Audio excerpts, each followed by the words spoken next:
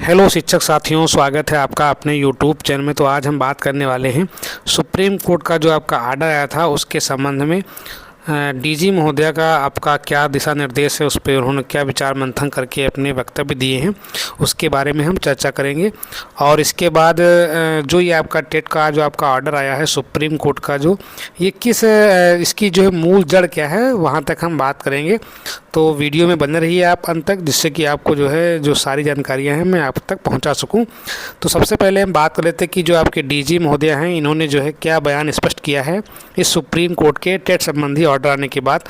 तो यहाँ पर उन्होंने कहा कि सुप्रीम कोर्ट के फैसले का जो प्रभाव है वो पदोन्नति पर पड़ सकता है। मतलब ये हुआ कि ये जो आपकी प्रमोशंस होने हैं उन पर आपका प्रभाव पड़ सकता है कि हमें प्राइमरी से जूनियर में जो अध्यापकों का प्रमोशन करना है, तो आगे से हो सकता है कि हम जो है सुप्रीम कोर्ट के आर्डर्स का पालन करें। तो उन्होंने साफ साफ कहा है अपने शब्दों में कि पदोन्नति पर प्रभाव पड़ सकता है।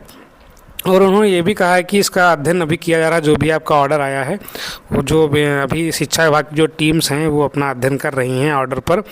और उन्होंने ये भी बताया कि इस फैसले का जो असर है वो शिक्षकों के समायोजन या स्थानांतरण पर नहीं पड़ेगा। मतलब जो हम शिक्षकों का समायोजन कर रहे हैं और जो ट्रांसफर्स कर रहे हैं उसमें इसका प्रभाव भी नहीं पड़ेगा, केवल हाँ पदोन्नति पर प्रभाव पड़ सकता है। तो ये उनके द्वारा दिया गया वक्तव्य है, अपना जो भी मीडिया बाइट दी है उन्होंने, तो उन्होंने अपने जारी किए हैं। और ये आपका पेपर में भी आपको यहाँ पर जारी किया गया है।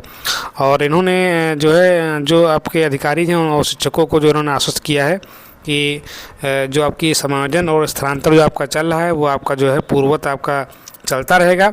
लेकिन जो पदोन्नति है उसके मामले में अभी जो है कोई जो अमेंडमेंट आर्डर आपका आया है इसमें कुछ आपका करेक्शन किया जा सकता है, निर्देश जारी किए जा सकते हैं प्रमोशन संबंधी। तो ये उनका आपका एक आर्डर रहा है। मतलब उन्होंने एक बयान दिया है अपना इस संबंध में। सुप्रीम कोर्ट के जो फैसला अभी आपका जारी हुआ है टेट के संबंध में। तो ये आपका एक महत्वपूर्ण आपकी जानकारी थी जो आपको जो है बताना मैं उचित समझता था। तो ये हो गया। उसके बाद अगर हम देखें तो जो पुनर्विचार याचिका है इसकी जो है, जो भी आपका सुप्रीम कोर्ट का आर्डर आया है, और आर्डर मैंने आपको जिसके पहले जो है अवगत करा दिया कि आर्डर में मुख्य बातें क्या हैं। देखिए जो आपका ऑर्डर है वो आप ऑर्डर पूरा ना पढ़ करके जो आपके लास्ट के आपके लगभग 108 और 109 पेज नंबर से आप पढ़ना स्टार्ट करेंगे तो आपको सारे के सारे यहाँ पर बिंदु क्लियर हो जाएंगे। ठीक है, वहाँ पर सीधे सीधे ये कह दिया गया कि अगर आपकी सर्विस 5 साल बची तब तो आप सेफ जोन में हैं। अगर 5 साल से आपकी ज़्यादा बची है तो फिर आप जो है आपको टेट अनिवार्य रूप से देना पड़ेगा, या फिर आपको कंपल्सरी रिटायरमेंट आपको जो है दे दिया जाएगा। ठीक है, तो पुनर्विचार याचिकाएँ जो है डाली जा रही हैं। और ये आपकी एक याचिका पढ़ भी चुकी है जो आपके व्हाट्सएप ग्रुप में आई थी, तो मैं जो है बताने का प्रयास कर रहा हूँ। और इसकी जो है सुप्रीम कोर्ट में टेट वाले मामले में पुनर्विचार याचिका, देखिए होता क्या है कि अब पुनर्विचार याचिका ही जो है हम यहाँ पर जो ऑर्डर आपका आया है सुप्रीम कोर्ट का उसमें यही उपाय है कि दोबारा से इस मैटर को जो है इस पर पुनर्विचार किया जाए। और ये किसके आपका जो है वर्षे दिया गया आपका अंजुमन इशाअत ए तालीम trust versus the state of Maharashtra, ये आपका जो है वहाँ का केस है। डायरी नंबर आपको दिया गया, इसमें केस नंबर भी इसमें मेंशन है। ठीक है, और प्रेजेंट लास्ट लिस्टेड भी हो गया आपका यहाँ पर जो है आपका सितंबर में। और ये देखिए टेंटेटिव केस आपका जो है यहाँ पर सुनवाई के लिए में भी listed on likely to be listed on 16 सितंबर को इसकी हो सकता सुनवाई हो। और कैटेगरी आपको दिया गया है सर्विस लास्ट। ठीक है, अब देखिए अगर हम बात करें कि आपका जो टेट का आर्डर आया है तो ये किस बेस पर जो है टेट का आर्डर दिया गया है। तो एक आपका एक गजट जारी हुआ था जो है भारत का राजपत्र द गजट ऑफ इंडिया, और ये आपका जारी हुआ था जो है 2017 में जो है 24, ठीक है 9 अगस्त 2017 में। तो इस गजट में जो है अगर देखें तो यहाँ पर कुछ बातें मेंशन की गई हैं। और ये जो आरटीई आपका एक्ट था 2009 उसमें अमेंडमेंट किया गया है, मतलब संशोधन किया गया है। अब ये चीज़ें कहाँ से लैप्स हुई कि चीज़ें जो है नहीं अवगत हुई जो है सरकार को या और लोगों को, या फिर जो है चीज़ें अध्यापकों तक नहीं पहुँची, क्या कारण रहे उसके बारे में हम नहीं जाएंगे। लेकिन ये आपका गजट हुआ था तो इस गजट के बारे में हम देख लेते हैं। यहाँ पर आपका दिया गया है an act further to amend the right of children to free and compulsory education act 2009। मतलब जो आपका राइट टू एजुकेशन एक्ट आपका जो है 2009 है, इसमें जो है अमेंड किया गया था। और ये आपका 9 अगस्त को जो है 17 में आपका पब्लिश हुआ था। इसमें कुछ महत्वपूर्ण बिंदु दिए गए हैं। द एक्ट में be called the right of children to free and compulsory education amendment act 2017। मतलब इस एक्ट का नाम जो है राइट टू एजुकेशन जो आपका था यहाँ पर right for children to free and compulsory education amendment act 2017। ठीक है, it shall be deem to have come in to force on the first day of April 2015। मतलब ये हुआ कि इसको जो है इफेक्ट में कब तक आपका आना था, यहाँ पर आपका 1 April 2015। In the right of children to free and compulsory education act 2009 in section 23 in sub section 2 after the provision the following provision shall be inserted namely. मतलब ये आपके जो है प्रोविजन आपके इंसर्ट किए जा रहे हैं जो आपका राइट टू एजुकेशन आपका एक्ट आपका 2009 है। कौन कौन सा यहाँ पर आपका है?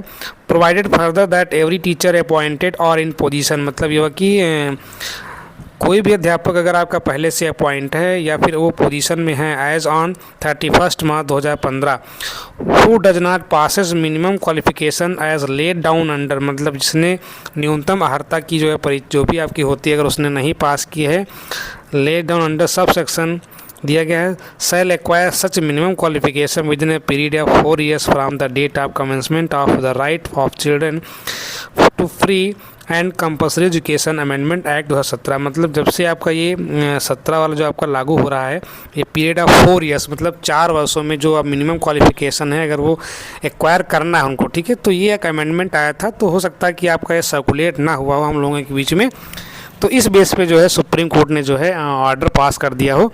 ये कुछ मिस जो है इंफॉर्मेशन भी रही है बीच में कि जो चीज़ें होनी चाहिए थी वास्तविकता में शिक्षकों तक नहीं पहुंची, जो भी वाजिब रीज़न नहीं हो।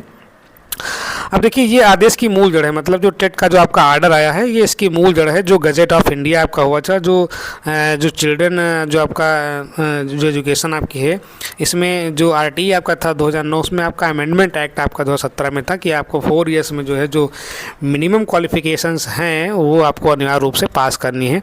तो ये देखिए इसमें दिया गया 9 अगस्त 2017 को बच्चों को निःशुल्क एवं अनिवार्य शिक्षा का अधिकार अधिनियम संशोधन अधिनियम ये आपका पास हुआ था, ठीक है, जिसने आरटीआई अधिनियम 2009 में करेक्शन अमेंडमेंट किए थे। ठीक है, यहाँ पर लिखा है 2009 में संशोधन किए थे। इस संशोधन का मुख्य प्रावधान यह था कि सभी सेवारत शिक्षकों को 31 मार्च 2019 तक, कहने का मतलब ये हुआ कि आपको जो है 2015 से इसको लागू होना था, तो 2015 से 4 वर्षों में मतलब 19 तक जो है इसको न्यूनतम व्यावसायिक योग्यता हासिल करनी होगी, जिसके लिए राज्य सरकारें फंडिंग की व्यवस्था करती हैं। ठीक है, संशोधन के आपके मुख्य बिंदु थे वो भी थोड़ा देख लेते हैं। इसमें सेवा शिक्षकों की योग्यता आरटीई अधिनियम की धारा 23 के तहत सभी सेवारत शिक्षकों को 31 मार्च 2019 तक अपनी न्यूनतम व्यावसायिक योग्यता प्राप्त करनी थी। प्रशिक्षण का खर्च जो भी आपका हो सब शिक्षा अभियान के तहत किया जाता। इसमें केंद्र और राज्य का जो समानुपात होता है अनुपात समानुपात वो अपना योगदान देती है। अधिनियम का नाम मैंने बताया कि इस संशोधन के बाद इसे बच्चों को मुफ्त और अनिवार्य शिक्षा का संशोधन अधिनियम 2017 से जाना गया। ठीक है, तो ये इसका जो है मूल आपका जो इसका जड़ रहा है यहाँ पर गजेट। तो ये कुछ अमेंडमेंट आए थे लेकिन इसमें हुआ कि ये सर्कुलेट नहीं हो पाया उतना। ये जो है राज्य सरकारों को जो है अपने स्तर से जो है अवगत कराना था कि आप जो है 4 वर्षों में आप जो न्यूनतम आपकी योग्यता है उसको आपको पास करना अनिवार्य है। अब अगर हम बात कर लें जो आपका टेट का ऑर्डर है इसमें जो है जो आपका जो भी शिक्षक हैं वो बड़े असमंजस में है कि अब हमारा कैसे क्या होगा, आगे की जो सर्विस आपकी है कैसे कंटिन्यू होगी, कैसे हमारा प्रमोशन होगा। तो यहाँ पर टीटी की अनिवार्यता से शिक्षकों की चिंता बढ़ी। ठीक है, मतलब जो आपका ये टीटी की अनिवार्यता है इससे शिक्षकों की चिंता बढ़ गई है। देखिए इसमें एक ये भी आपका यहाँ पर जो है पेच है कि अगर आप हर जगह कर रहे हैं लागू तो आप प्राइवेट्स में भी लागू करें। मतलब जो भी आपके विद्यालय प्राइवेट्स हैं तो वहाँ पर भी ये सारे के सारे नियम लागू होने चाहिए। लेकिन जो पुराने अध्यापक हैं उनके लिए तो एक प्रकार से अगर देखा है तो बहुत ही मुश्किल है, क्योंकि एक अवस्था होती है। जैसे मान लीजिए अगर आपका कोई अध्यापक आपका 45 साल या 50 साल का हो गया तो उसके लिए टेट देना बहुत बड़ी बात है। ठीक है, तो क्योंकि चीज़ों को कंटिन्यू करना बहुत इतना आसान नहीं होता है जो लोग आगे निकल चुके हैं अपने जीवन यापन में। ठीक है, तो ये थोड़ा चिंता की बात तो है ही है। उसके बाद यहाँ पर अगर हम देखें और क्योंकि इसमें पहले जो व्यवस्था रही उसमें 2010 से जो पहले टीचर्स थे उनको टेट से मुक्त रखा गया था, क्योंकि आपका 2010 में ही आपका जो टेट का आपका जो है आया था नोटिफिकेशन आपका जो है वहाँ पर एनसीटी में। तो 2010 के बाद जो अध्यापक हैं उन पे लगाना जो है उचित है, लेकिन उसके पहले के जो टीचर्स हैं उसमें पहले नहीं था प्रावधान। तो जब पहले से टेट नहीं था तो उन्हें कैसे जो है श्रेणी में रखा जाए कि वो भी जो है टेट पास करें, ठीक है। लेकिन अब कोर्ट का आर्डर है तो अभी देखते हैं आगे क्या होता है। पुनर्विचार याचिकाएँ भी जो है पड़ रही हैं। तो ये कुछ जानकारी थी, लेकिन अभी अगर हम देखें जो शिक्षक संघ हैं वो भी जो है अपनी डिमांड कर रहे हैं कि जो है हम अपनी जो है चर्चा करेंगे, इसमें पुनर्विचार याचिका भी डालेंगे। तो जो भी टीचर्स आपके बहुत सीनियर्स हैं वो अपने जो है शिक्षक संघों से जुड़े रहें और उनकी जो है बातों को थोड़ा गंभीरता से सुनें। कोई भी कदम जल्दबाजी में नहीं उठाना है। जो भी आगे नेतृत्व करता होंगे उनको हमें फॉलो करना है और देखना है कि इसमें आगे केस में क्या हो सकता है।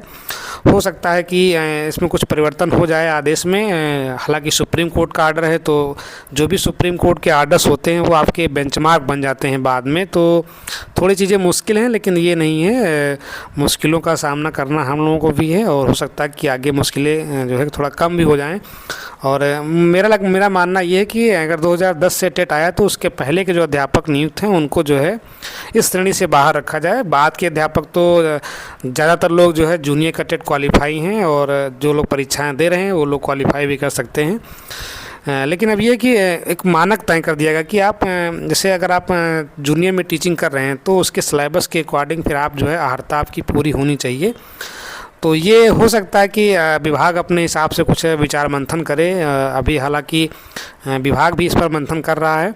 तो ये कुछ जानकारियाँ थी जो आप तक साझा करनी थी। वीडियो में बनाने के लिए आपको धन्यवाद। Thanks for watching. वीडियो को और लोगों को शेयर करते रहें जिससे कि यूट्यूब का अपना परिवार बढ़ता रहे। Thanks for watching.